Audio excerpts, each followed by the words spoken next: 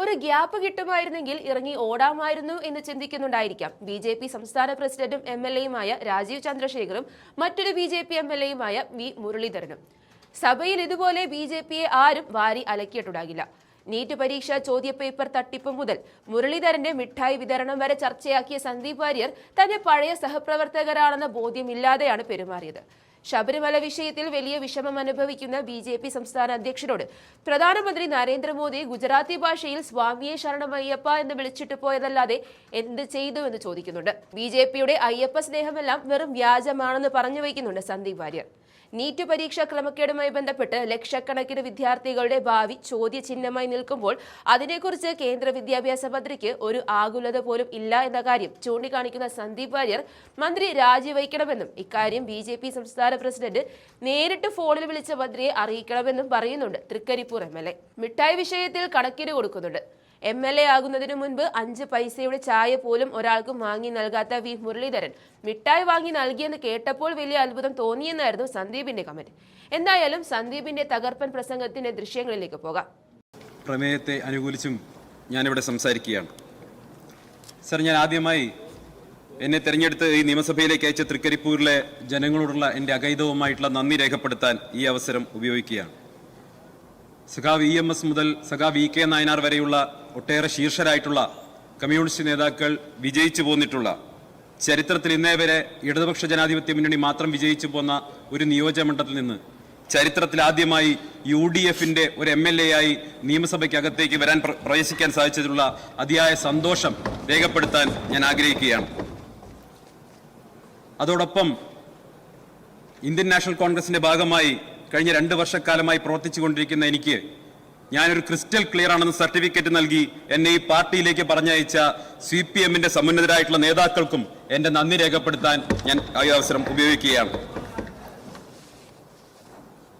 CPM-ന്റെ 5500 branch കമ്മിറ്റികളിൽ എന്തുകൊണ്ടാണ് തൃക്കരിപ്പൂർ തോറ്റത് എന്ന് സംബന്ധിച്ച് ചർച്ച നടക്കുന്നതായിട്ട് അറിയാൻ സാധിച്ചു.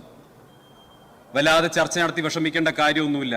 കഴിഞ്ഞ 10 വർഷക്കാലത്തെ ഭരണത്തിന്റെ മികവ് തന്നെയാണ് തൃക്കരിപ്പൂര് പോലെയുള്ള ഒരു മണ്ഡലം പോലും നിങ്ങൾക്ക് നഷ്ടപ്പെടാൻ ഇടയാക്കിയത് എന്ന തിരിച്ചറിവാണ് നിങ്ങൾക്ക് വേണ്ടത്. എന്തുകൊണ്ട് തോറ്റു എന്ന് സംബന്ധിച്ച് ചോദിക്കുന്ന സമയത്ത് നിങ്ങൾ കഴിഞ്ഞ തവണ നൽകിയത് കൂടുതലും വാഗ്ദാനങ്ങളായിരുന്നു എന്ന തിരിച്ചറിവുണ്ടായിരിക്കണം. സർ, എന്താണ് നയപ്രഖ്യാപനം? നയപ്രഖ്യാപനം എന്നത് ഒരു സർക്കാരിന്റെ മുന്നോട്ടുള്ള പോക്കിനെ സംബന്ധിച്ച ദിശാബോധം നൽകുന്ന ഒരു പ്രഖ്യാപനമാണ്. പക്ഷേ കഴിഞ്ഞ 10 വർഷക്കാലം പരിശോധിക്കുമ്പോൾ കേരളത്തിലുണ്ടായിരുന്ന എന്താണ്? നയപ്രഖ്യാപനങ്ങൾക്കപ്പുറം ഒരു പോളിസി പാരാലിസ് ആയിരുന്നു, നയവൈകല്യമായിരുന്നു. പ്രഖ്യാപിക്കുന്നതൊന്നും നടപ്പാക്കുന്നത് വേറൊന്നുമായിരുന്നു. കഴിഞ്ഞ 10 വർഷക്കാലം ഇവരുടെ നയങ്ങൾ എന്തൊക്കെയായിരുന്നു? സിൽവർ ലൈനുമായി ബന്ധപ്പെട്ട് ഇവരുടെ നയം ഉണ്ടായിരുന്നു. അവർ ആ പദ്ധതി നടപ്പാക്കുമെന്ന് കൊട്ടിഘോഷിച്ചു. പക്ഷെ ഒരു ജനങ്ങളിൽ നിന്ന് വലിയ തോതിൽ എതിർപ്പ് നേരിട്ടപ്പോൾ അതിൽ നിന്ന് പിന്മാറേണ്ടി വന്നു. അതോടൊപ്പം കഴിഞ്ഞ തവണത്തെ മദ്യനയം എന്തായിരുന്നു?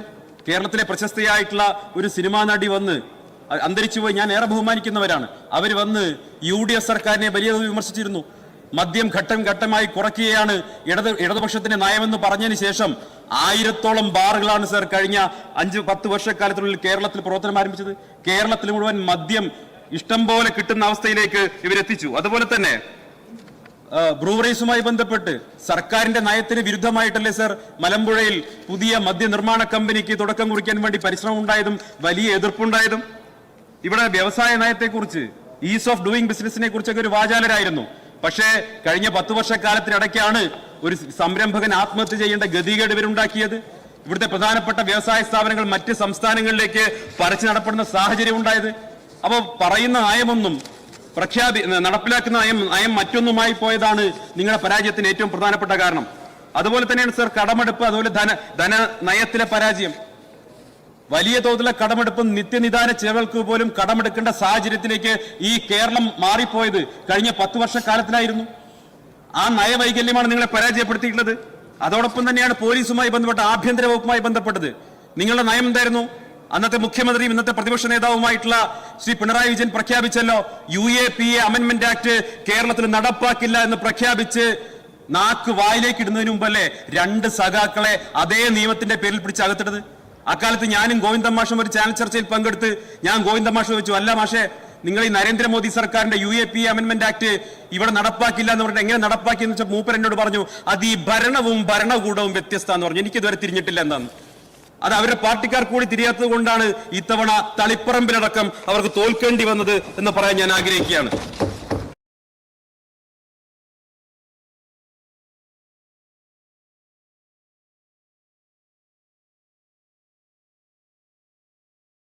കടുത്ത വർഗീയ പ്രചരണം ഞാൻ മത്സരിക്കുന്ന സ്ഥലത്തടക്കം നടത്തി.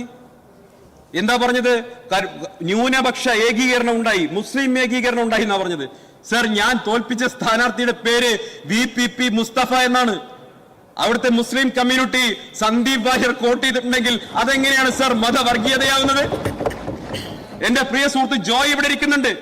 അദ്ദേഹത്തിന്റെ സമുദായം തവനൂർ മണ്ഡലത്തിൽ എത്രയാ ഉള്ളത്? മലപ്പുറം ജില്ലയെ വർഗീയവാദികളുടെ ജില്ല എന്ന് വിളിച്ചതാരാണ്?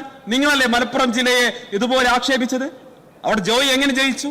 അങ്ങനെ ഒട്ടേറെ ഉദാഹരണങ്ങളൊക്കെ ചൂണ്ടിക്കാണിച്ചു തരാൻ സാധിക്കും. ഞാൻ അതിലേക്ക് ദീർഘമായി കിടക്കുന്നില്ല. ഇവിടെ BJPയുടെ ബഹുമാനായിട്ടുള്ള നേതാവ് സ്വർണം കട്ടവൻ ആരപ്പ, സഖാക്കളാണ് അയ്യപ്പ എന്ന് ഞങ്ങൾ പാടി എന്ന് പറഞ്ഞു.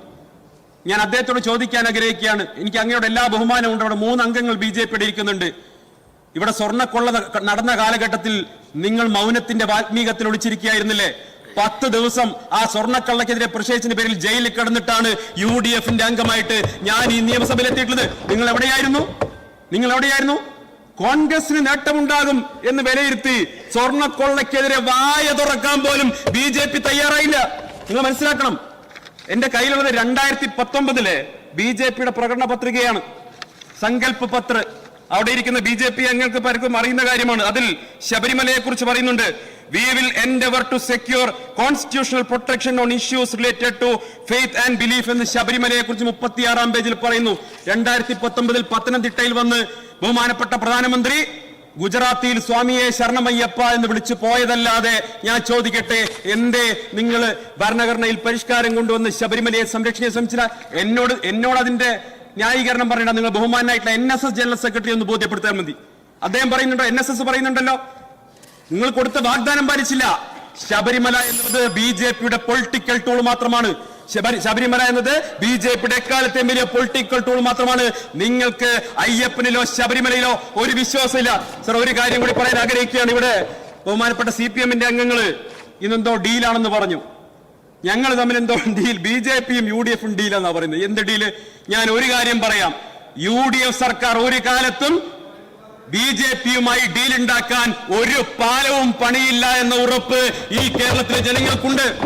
ഒരു ബ്രിഡ്ജും ഞങ്ങൾ ഉണ്ടാക്കില്ല. ആരാണ് ബ്രിഡ്ജ് എന്ന് സഭയ്ക്കകത്ത് പറഞ്ഞത് നമുക്കറിയാലോ. CPM UDFന്റെ മന്ത്രിസഭയിൽ നിന്ന് ഒരാളും ഒരു പോലീസ് മേധാവിയെയും ദത്താത്രേയ ഹൊസബോളയെ കാണാൻ വേഷം മാറ്റി വിടില്ല എന്ന ഉറപ്പ് കേരളത്തിലെ ജനങ്ങൾക്കുണ്ട്. അതുകൊണ്ടാണ് ഞങ്ങൾക്ക് അവര് വോട്ട് ചെയ്തത്. അതുപോലെ തന്നെ UDF സർക്കാർ നയിക്കുന്ന ഒരു പരിപാടിയിലും യോഗി ആദിത്യനാഥിന്റെ ആശംസാ സന്ദേശം വായിക്കില്ല എന്ന ഉറപ്പ് കേരളത്തിലെ ജനങ്ങൾക്കുണ്ട്. അതുകൊണ്ടാണ് ഞങ്ങൾക്ക് വോട്ട് ചെയ്തിട്ടുള്ളത്. ഇവിടെ നീറ്റ് എക്സാമുമായി ബന്ധപ്പെട്ട് ചില കാര്യങ്ങൾ പറയേണ്ടതുണ്ട്. നമ്മുടെ വിദ്യാർത്ഥി സമൂഹം വലിയ ആശങ്കയിലാണ്.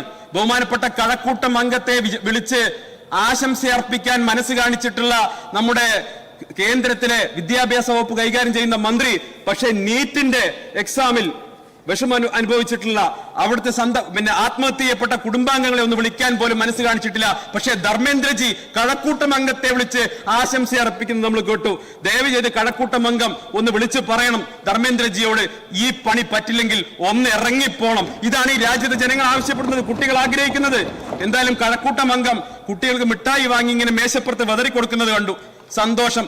കഴിഞ്ഞ 10 വർഷക്കാലം അല്ല കുറെ വർഷങ്ങളായിട്ട് സ്വന്തം പാർട്ടി പ്രവർത്തകർക്ക് ഒരു കോലുമിഠായി പോലും വാങ്ങിക്കൊടുക്കാത്ത നിയമസഭാംഗമായതിനു ശേഷം കുറച്ചൊക്കെ മനസ്സ് നൈർമല്യം വന്ന് മിഠായികൾ ഇങ്ങനെ മേശപ്പുറത്തെങ്കിലും ഇടാൻ തുടങ്ങിയല്ലോ.